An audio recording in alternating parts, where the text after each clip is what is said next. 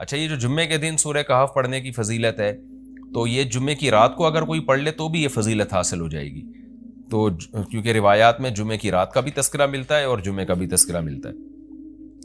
الحمدللہ الذی، تمام تعریفیں اس اللہ کے لیے ہیں، انزل علی عبدہ الکتاب، جس نے اپنے بندے پر کتاب کو نازل کیا، ولم یجعل لہ عوجا، اور اس کتاب میں اس نے کوئی کجی نہیں رکھی۔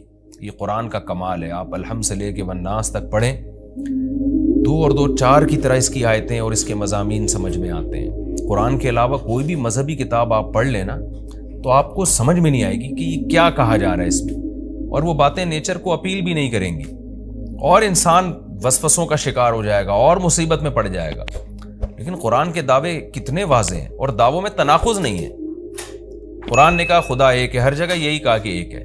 محمد صلی اللہ علیہ وسلم کو کہا کہ نبی ہیں، بشر ہیں نبی ہیں، تو بشریت کو ثابت کیا قرآن نے۔ جہاں نبی صلی اللہ علیہ وسلم سے اوٹ پٹانگ معجزوں کا مطالبہ کیا گیا تو بتا دیا گیا میں بشر ہوں۔ ایک ہی دعویٰ رہا ہے مسلسل شروع سے آخر تک، اور آخری نبی ہونے کا جب دعویٰ کیا گیا تو آخری ہی، یہ نہیں کہ پھر قرآن میں اشارے دے دیے ہوں کہ کوئی اور نبی بھی آئے گا۔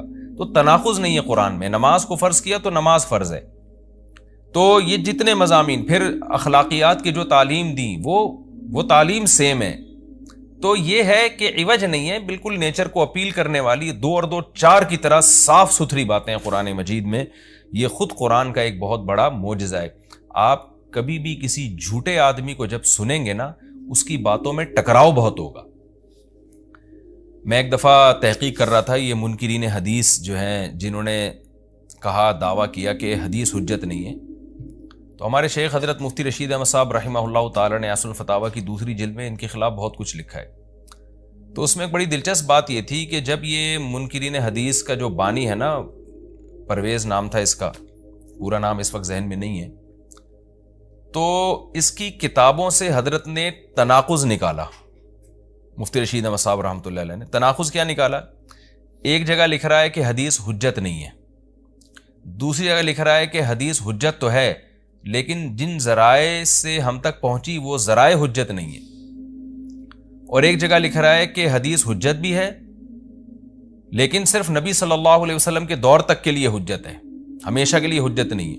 تو ایسے کئی تناقض، تو اس میں حضرت نے لکھا کہ اس سے پتہ چلتا ہے کہ یہ بیچارہ خود اس کو پتہ نہیں ہے کہ یہ اس کا دعویٰ کیا ہے، یعنی اس سے صاف واضح ہوتا ہے کہ ان کا مقصد صرف اور صرف ہمیں اسلام سے ہٹانا ہے، اور حدیث کو مشکوک قرار دے کر، کیونکہ زیادہ تر جو قوانین ہمیں اسلام کے ملتے ہیں وہ تو قرآن میں بہت کم ملتے ہیں، وہ تو احادیث میں ملتے ہیں۔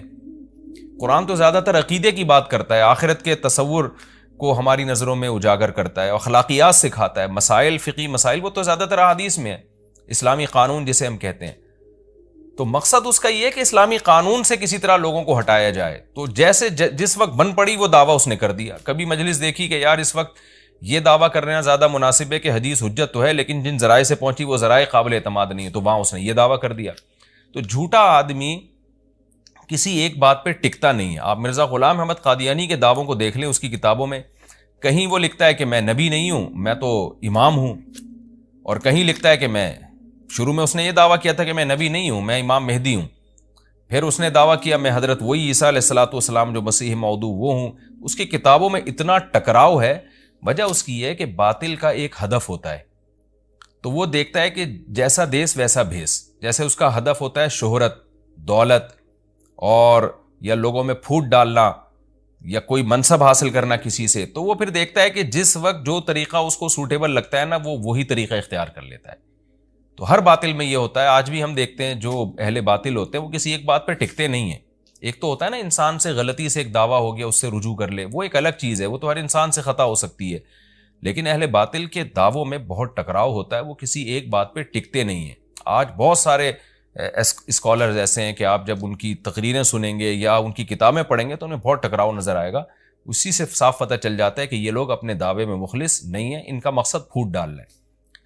تو جتنی جو تحریف شدہ آسمانی کتابیں ہیں، یہ جتنے باطل مذاہب ہیں، ان میں بھی آپ کو یہ ٹکراؤ نظر آئے گا۔ تو قرآن یہ دعویٰ بار بار کرتا ہے کہ اللہ تعالیٰ نے جو کلام اپنے حبیب صلی اللہ علیہ وسلم پہ نازل کیا، اس میں آپ کو عوج نظر نہیں آئے گا، کوئی کجی نظر نہیں آئے گی، بہت واضح 2 اور 2 4 کی طرح وہ اپنے دعووں کو دعوے کرتا ہے قرآن مجید اور اس پر دلائل قائم کرتا ہے۔ قیماً، اللہ فرماتے ہیں سیدھا سیدھا کلام ہے، لینذر بأسا، تاکہ یہ ڈرا دے۔ کہ اللہ تو نے اتنا صاف ستھرا کلام نازل کیوں کیا؟ اللہ کہتے ہیں دو وجہ سے، برے لوگوں کو ڈرانے کے لیے، اچھے لوگوں کو امیدیں دلانے کے لیے، تاکہ برے لوگ برائی سے بچیں اور اچھے لوگوں کو موٹیویشن ملے۔ یہ دعویٰ بھی قرآن کا کتنا پیارا اور کتنا صاف ستھرا ہے۔ برائی کو ختم کرنا چاہتا ہے قرآن، اچھائی کو پروموٹ کرنا چاہتا ہے۔ لِيُنذِرَ بَأْسًا شَدِيدًا، ہم نے کیوں نازل کیا؟ تاکہ یہ ڈرا دے شدید عذاب سے، مِن لَدُنْہُ، اللہ کی طرف سے، یعنی اللہ کی طرف سے ڈرا دے۔ وَيُبَشِّرَ الْمُؤْمِنِينَ، اور ایمان والوں کو خوشخبریاں سنا دے۔ کون سے ایمان والے؟ الَّذِينَ يَعْمَلُونَ الصَّالِحَاتِ، جو اچھے اعمال کرتے ہیں۔ کیا خوشخبری سنا دے؟ ان لہم اجرا حسنا، کہ ان کو اجر ملے گا بہت اچھا، اور ایسا اجر ملے گا ماکثین فیہ ابدا، رہیں گے اس اجر میں وہ ہمیشہ ہمیشہ۔ وینذر الذین قالوا، اور تاکہ یہ کلام ڈرا دے ان لوگوں کو، الذین قالوا، جو کہتے ہیں اتخذ اللہ ولدا۔ اللہ نے ڈرانے کا ذکر دو دفعہ کیا، اس لیے کہ ایک تو عام لوگ جو برے ہوتے ہیں ان کو ڈرا دے، اور مشرکین میں خاص طور پر یہ برائی تھی کہ یہود و نصارہ کی باتوں میں آ کے اللہ کے لیے اولاد ٹھہرا لیا کرتے تھے، وہ فرشتوں کو بیٹیاں کہہ دیا، یا عیسائیوں کی باتوں میں آ کے اللہ کے لیے اولاد ٹھہرا دی۔ تو اس لیے اللہ نے خاص طور پر ان مشرکین اور ان کافروں کا ذکر کیا جو نبی صلی اللہ علیہ وسلم کے دور میں اللہ کے لیے اولاد ٹھہراتے تھے، کہ ان کو بھی ڈرا دیا جائے۔ وَيُنذِرَ الَّذِينَ قَالُوا، اور ڈرا دے ان لوگوں کو جو کہتے ہیں اتخذ اللہ ولدا، کہ اللہ نے ٹھہرا لی ہے اولاد۔ سورہ کہف بھی مکی صورتوں میں سے ہے نا، تو اس میں بھی توحید کا مضمون بہت ہوگا۔ ما لہم بہ من علم، نہیں ہے ان کے لیے اس دعوے پر کوئی دلیل، ولا لآبائہم، اور نہ ان کے باپ دادا کے پاس کوئی دلیل تھی۔ یہ اکثر کہتے تھے نا بھائی ٹھیک ہے ہمارے پاس دلیل نہیں ہے لیکن ہم اپنے باپ دادا کو فالو کرتے ہیں، تو اللہ کہتے ہیں تمہارے باپ دادا کے پاس کون سے اس دعوے کی کوئی دلیل تھی؟ اور یہ جملہ ہلکا نہیں ہے، کبرت کلمۃ، بہت بڑا ہے یہ کلمے کے اعتبار سے، ایسا کلمہ جو ان کی منہ سے نکلتا ہے، منہ سے نکلنے والا کلمہ یہ بہت بڑا کلمہ ہے، بہت بھاری ہے زمین اور آسمان پر، کہ اللہ کے لیے اولاد ٹھہرا دی۔ ان یقولون الا کذبا، نہیں بولتے یہ لوگ مگر نرا جھوٹ بولتے ہیں یہ۔ فلعلک باخع نفسک علی آثارہم، اللہ تعالیٰ اپنے حبیب صلی اللہ علیہ وسلم کو تسلی دے رہے ہیں کہ اتنا سری جھوٹ بولتے ہیں اور آپ کی دعوت اتنی واضح ہے پھر بھی یہ ایمان نہیں لاتے، تو اے نبی کہیں ایسا نہ ہو کہ آپ غم میں اپنی جان ہی نہ ہلاک کر بیٹھیں، کیونکہ رسول اللہ صلی اللہ علیہ وسلم کا دل بہت گھٹتا تھا کہ اتنی واضح بات میں کر رہا ہوں، اتنا میرے دعوے میں اتنی کلیئرٹی ہے، اس کے باوجود یہ مانتے کیوں نہیں ہیں؟ تو غم سے آپ کا سینہ گھٹتا تھا، تو اللہ نے آپ کو بتایا کہ یہ آپ کی حالت یہ ہو گئی ہے شاید کہ آپ اپنی جان ہی ہلاک کر بیٹھیں۔ دیکھیں اللہ کا شاید یہ ہماری زبان میں اللہ ہم سے بات کرتے ہیں نا، ورنہ اللہ کے لیے تو شاید نہیں، اللہ کے لیے جو چیز ہوتی ہے یقینی ہوتی ہے۔ تو یہاں شاید کا مطلب کیا ہوگا کہ کوئی بھی دیکھنے والا آپ کی کنڈیشن کو دیکھے نا اس وقت، تو وہ کہے گا کہ آپ کی موت نہ واقع ہو جائے، اتنا غم ہے آپ کو۔ تو مقصد ہے غم کی شدت کو بیان کرنا۔ تو اللہ فرماتے ہیں شاید کہ آپ اپنی جان ہی ہلاک کر بیٹھیں ان کے پیچھے، یعنی ان کے غم میں، اگر یہ لوگ اس قرآن پر ایمان نہ لے کر آئے، اسفا، افسوس اور غم میں آپ کی جان ہی کہیں آپ ہلاک نہ کر بیٹھیں۔ پھر آگے اللہ بتا رہے ہیں کہ یہ ایمان کیوں نہیں لے کر آتے۔ آپ غم نہ کریں، آپ کی دعوت میں کوئی کمی نہیں، آپ کے دلائل میں کوئی کمی نہیں، ایمان نہ لانے کی وجہ ہم بتاتے ہیں کیا ہے۔ کچھ لوگ لائیں گے کچھ نہیں لے کر آئیں گے، وجہ کیا ہے وہ ہم بتا رہے ہیں اگلی آیت میں، انا جعلنا ما علی الارض، ہم نے بنایا ہے ہر اس چیز کو جو زمین کے اوپر ہے، زینت اللہ، زمین کے لیے، یعنی زمین والوں کے لیے زینت، اٹریکٹیو بنایا ہم نے۔ زمین اجڑی ہوئی ہوتی، کسی کا دل ہی نہ لگتا زمین میں، تو سارے آخرت ہی کی فکر میں لگ جاتے، لیکن زمین میں اٹریکشن ایسی پیدا کر دی ہے کہ یہ اللہ سے غافل کرتی ہے، حق سے دور کرتی ہے۔ ہر آدمی اس زمین کی زینت کو حاصل کرنے کی کوشش کرتا ہے۔ زینت وہ چیز ما یتزین، جو مزین ہوتی ہے اور جس کی طرف انسان کی اٹریکشن ہوتی ہے، چاہے حقیقت میں وہ اٹریکشن کے قابل ہو یا نہ ہو۔ جیسے گندگی کا ڈھیر ہے، اٹریکشن نہیں ہوتی، لیکن آپ نے اس کے اوپر ایک خوبصورت ململ کا کپڑا ڈال کے خوشبو چھڑک دی تو اب وہ دیکھنے میں بھلی لگنے لگے گی، تو جو چیز دیکھنے میں بھلی لگتی ہے اس کو مزین کہا جاتا ہے، چاہے حقیقت میں ہو یا نہ ہو۔ تو اللہ نے کہا کہ ہم حقیقت میں زمین اچھی ہے یا نہیں ہے یہ لوگ اس کو نہیں دیکھتے، بس اٹریکٹیو ہے اس کو دیکھتے ہیں، کہ اس کا یہ اٹریکٹ کرتی ہے اپنی طرف۔ حقیقت میں دیکھا جائے تو مسافر خانہ ہے نا، کتنی بھی مل جائے تو ختم ہونے والی ہے، تو فنا ہونے والی چیزوں سے کون دل بہلاتا ہے، لیکن اللہ بتا رہے کہ ہم نے چونکہ اس کو مزین کر دیا ہے، تو اس مزین ہونے کا نتیجہ یہ ہے کہ کچھ لوگ اس میں پڑھ کے اللہ کو بھول جاتے ہیں اور کچھ اس کی حقیقت کو دیکھ کر اللہ کو یاد رکھتے ہیں۔ تو آزمائش جبھی ممکن ہے جب اس زمین کو اٹریکٹیو بنایا جائے۔ آگے اس لیے اللہ نے فرمایا کہ ہم نے بنایا ہے جو کچھ اس زمین کے اوپر ہے زینت اللہ، زمین کے لیے مزین۔ کیوں بنایا ہے؟ لِنَبْلُوَهُمْ، تاکہ ہم لوگوں کو آزمائیں، ایہم احسن عملا، کہ ان میں عمل کے لحاظ سے زیادہ اچھا کون ہے۔ اگر زمین کو مزین نہ بنایا جاتا تو سارے عمل کے لحاظ سے بہت اچھے ہو جاتے، کیونکہ قربانی نہ دینی پڑتی۔ اب اس مزین زمین کی بہت سی چیزوں کو چھوڑنا پڑتا ہے، نماز کے وقت دکان چھوڑنی پڑتی ہے، اور صدقات و خیرات کے وقت مال کی قربانی دینی پڑتی ہے، اور جو شریعت کے جتنے بھی احکام ہیں تو جاہ کی قربانی دینی پڑتی ہے، منصب کی قربانی دینی پڑتی ہے۔ تو اللہ کہتے ہیں ہم نے چونکہ مزین بنا دیا تاکہ ہم لوگوں کو آزمائیں۔ تو ظاہر ہے جب آزمائش ہوتی ہے تو اے نبی کچھ لوگ کامیاب ہوتے ہیں اور کچھ لوگ ناکام ہوتے ہیں۔ تو آپ چاہتے ہیں کہ ساری دنیا ایمان لے آئے، سارے نیک بن جائیں، یہ آپ کی چاہت پوری نہیں ہو سکتی، کیونکہ امتحان میں 100% لوگ کامیاب عام طور پر نہیں ہوا کرتے۔ وَإِنَّا لَجَاعِلُونَ مَا عَلَيْهَا صَعِيدًا جُرُزًا، اور یاد رکھو جو کچھ زمین کے اوپر ہے ہم اس کو بنانے والے ہیں چٹیل میدان۔ یعنی اللہ نے جب یہ کہا نا کہ زمین کے اوپر کی چیزوں کو ہم نے مزین کر دیا، تو آگے نافرمانوں کو ایک دھمکی بھی دے دی ہے کہ تم جو اس میں پڑھ کر ایمان سے اور نیک عمل سے غافل ہو رہے ہو کہ بھئی اتنی اٹریکشن ہے، تو اس کا ایک دوسرا پہلو بھی ہے۔ وہ پہلو کیا ہے؟ چٹیل میدان بن جائے گی، سب تباہ و برباد ہو جائے گا۔ یعنی ایگزامینیشن ہال میں جب جو نعمتیں آپ کو دی جاتی ہیں وہ ہمیشہ کے لیے تھوڑی دی جاتی ہیں، وہ تو اس وقت تک کے لیے دی جاتی ہیں جب تک امتحان چل رہا ہے، اس کے بعد وہ لے لی جاتی ہیں واپس۔ تو اسی طرح اللہ اس زمین کو ختم کر دیں گے، اور تب پوری ترقی، جو انسان کی جتنی بھی ترقی ہے زمین میں اور کائنات میں، ساری زمین بوس ہو کے ختم ہو جائے گی، اور اللہ تعالیٰ جس مقصد کے لیے انسان کو پیدا کیا گیا اس مقصد کے بارے میں انسان سے سوال کریں گے۔ ام حسبت ان اصحاب الکہف والرقیم، قرآن نے یہ کچھ تمہید بیان کی کہ یہ دنیا آزمائش کے لیے اور سب کچھ ختم ہو جائے گا، جو قرآن کا اصل مقصود ہے۔ اب قرآن ایک واقعے کی طرف آتا ہے۔ مشرکین مکہ یہود و نصارہ سے بہت سی چیزیں سنا کرتے تھے، اور یہود آ کے ان کو چپکے چپکے گائیڈ کرتے تھے کہ جس نے نبوت کا دعویٰ کیا ہے نا، تم ان سے یہ سوال پوچھو، تم ان سے یہ سوال پوچھو۔ پھر یہود دیکھتے تھے کہ ہماری تورات کے مطابق جواب ملتا ہے کہ نہیں ملتا، تو ان کا یعنی خیال یہ تھا کہ محمد صلی اللہ علیہ وسلم جواب نہیں دے پائیں گے تو ہم بتائیں گے دیکھو ہماری تورات میں تو یہ لکھا ہے، اگر یہ اللہ کے نبی ہیں تو یہ تو ہر آسمانی کتاب یہ واقعہ بیان کرتی ہے، تو قرآن کیوں بیان نہیں کر رہا؟ تو یہودیوں نے آ کے مشرکین مکہ سے کہا، مشرکین مکہ نے نبی صلی اللہ علیہ وسلم سے سوال پوچھا۔ ان میں 3 سوال تھے، ایک روح سے متعلق جس کا سورہ بنی اسرائیل میں جواب دے دیا گیا، ایک حضرت ذوالقرنین سے متعلق کہ وہ کون سا بادشاہ تھا جس نے پوری دنیا پہ حکومت کی ہے، ان کا تذکرہ اللہ نے قرآن میں بیان کیا، اور ایک اصحاب کہف کے بارے میں۔ تو اب قرآن ان کے واقعے کو بیان کر رہا ہے۔ ام حسبت ان اصحاب الکہف والرقیم کانوا من آیاتنا عجبا، اے نبی آپ یہ سمجھتے ہیں کہ اصحاب کہف اور جبل والے، پہاڑ والے لوگ، غار اور پہاڑ والے لوگ کیا ہماری نشانیوں میں سے بڑی عجیب نشانی تھے؟ کیا آپ یہ سمجھتے ہیں؟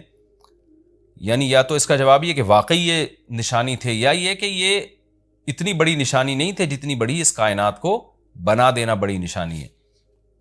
اذ اول فتیتو، اللہ نے اس واقعے کو بیان کیا، اس وقت کو یاد کرو جب چند نوجوانوں نے ٹھکانہ پکڑا الی الکہف، ایک بڑے غار کی طرف، فقالو، پھر کہنے لگے۔ اب دیکھیں قرآن جب واقعہ بیان کرتا ہے نا، تو سوال تو مشرکین نے اصحاب کہف کا پوچھا تھا، بتا دیا جاتا بھئی ایک زمانے میں اصحاب کہف تھے، جو مشرک بادشاہ تھا جس کے ظلم سے تنگ آ کے وہ علاقہ چھوڑ کے چلے گئے، اور 300 سال غار میں رہے، اور پھر 300 سال کے بعد واپس آئے، اور لوگوں نے پھر بڑی عقیدت کی، محبت کی، بس اتنا کافی تھا۔ لیکن قرآن واقعہ اس انداز سے بیان کرتا ہے کہ اس میں اسباق ملنا شروع ہو جائیں، ہمیں اس میں اسباق ملنا شروع ہو جائیں۔ اب دیکھیں شروع کیسے کیا جا رہا ہے کیا تم یہ سمجھتے ہو کہ اصحاب کہف کا واقعہ کوئی عجیب واقعہ ہے؟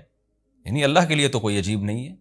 یعنی انسانوں پر گویا اللہ تعجب کر رہے ہیں کہ اس واقعے کو تم عجیب سمجھ رہے ہو، اور اس سے بڑے عجیب عجیب کام جو ہم نے کر دیے، پانی کے قطرے سے انسان کو بنا دیا اور اتنا بڑا نظام بنا دیا ہم نے کائنات کا، اس کو عجیب نہیں سمجھ رہے. تو یہ انسان کی بھی عقل ہے نا کہ ایک واقعہ عجیب و غریب ہو جائے تو اس پہ حیران ہو رہا ہوتا ہے، اور وہ پوری کائنات بن گئی اور انسان کا پانی سے وجود میں آ جانا، چونکہ یہ ہم اس کے عادی ہو چکے ہیں یہ منظر دیکھنے کے، تو یہ ہمارے نظر میں عجیب نہیں رہا، ورنہ حقیقت میں تو اس سے زیادہ عجیب کام اللہ کر چکا ہے.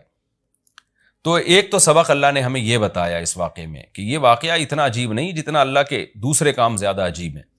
تو قرآن واقعہ بیان کرتا ہے اس انداز سے تاکہ ہمیں اس سے اسباق ملیں. اذا والفتیۃ الی الکہف، نوجوانوں نے غار میں پناہ لی، فقالوا ربنا، اور کیا کہنے لگے، اے ہمارے رب، آتنا من لدنک رحمہ، تو دے ہمیں اپنی طرف سے رحمت، اور ہیئ لنا من امرنا رشدا، ہمارے معاملے میں کوئی رشد کا انتظام کر دے، یعنی درستگی کا انتظام کر دے. اس میں کیا سبق ملتا ہے کہ جو مشرک بادشاہ تھا، کافر بادشاہ تھا، چند نوجوان اسلام لے کر آئے، اللہ کے برحق دین کو قبول کیا. ان کو یہ یقین تھا کہ ہم اس علاقے میں رہ کر اپنے دین اور مذہب پہ قائم نہیں رہ سکتے، لہذا انہوں نے ارادہ کیا ہم ہجرت کرتے ہیں. تو اب ہجرت کر کے جائیں کہاں؟ تو اللہ سے دعائیں مانگ رہے ہیں.